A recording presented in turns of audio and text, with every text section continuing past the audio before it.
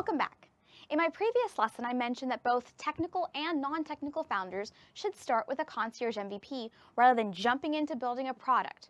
The reason I encourage this step is because it forces founders to identify the key pain points that customers are experiencing and to figure out ways of resolving them.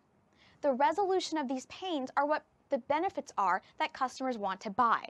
So it doesn't matter what specific features you're building. The focus should be on the benefits. And the benefits are, after all, the value proposition that customers are buying into. Now, you might still be skeptical. So in this lesson, I want to showcase a few successful companies that began as concierge MVPs. You might even be shocked to know that one of these companies has become a billion-dollar company. So let's start with the first case study, Zappos. The founder of Zappos, Nick, loved shoes and had a theory that other people probably loved shoes just as much as he did. He also had a theory that people might want to buy shoes online, but he wasn't 100% sure. So the first thing he did was he walked into a shoe store in San Francisco. He asked the shoe store owner about current inventory. And then he struck up a deal saying that every time someone bought a shoe on his website, he'd come over and purchase the shoe from the store owner. The store owner agreed to the deal. Then Nick went home and set up a pretty simple site listing the inventory that was in the shoe store. What do you think happened next? Well, Nick sold his first pair of shoes, and then his second, and so on. By pursuing a concierge MVP, Nick validated his theory that people will buy shoes online. The value proposition was clear to early adopters.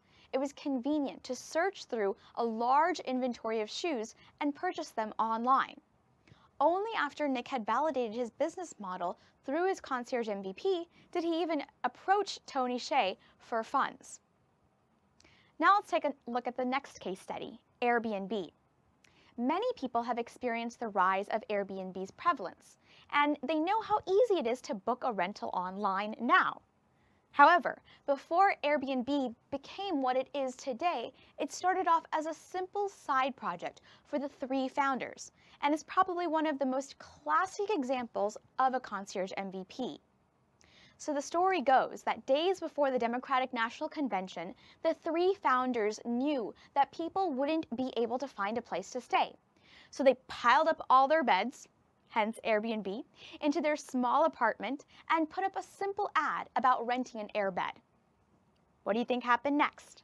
Well, people actually rented an airbed because they were so desperate for a place to stay. Once again, the value proposition was clear. People who wanted to go to this highly sold out event and couldn't find a place to stay in traditional places such as hotels and B&Bs had an alternative they could turn to.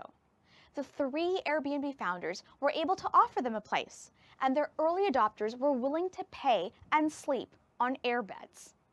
Now, in both of these cases, Zappos, the billion-dollar company, and Airbnb, they eventually had to do a lot to scale their business to become million and billion-dollar revenue generators.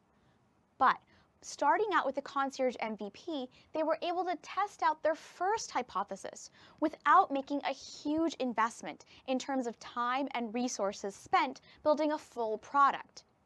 They were able to prove that people would buy the experience. So let's take a look at the third and final case study, Femgineer. Yep, it's my own startup. Even in my case, with Femgineer, I started as a concierge MVP. I put up a single-page ad on my blog about an 8-week online course on product development. I didn't even bother creating actual curriculum for the full 8 weeks until I had a set of students who had prepaid for the course. Now, this pre-sales tactic took a lot of the risk out of me spending my time developing curriculum. And it also made it very clear what the value proposition was that students were willing to pay for. They wanted an online course with me in it on product development. Okay, so hopefully by this point, you're starting to see the value in creating a concierge MVP. But you're probably wondering how to get started.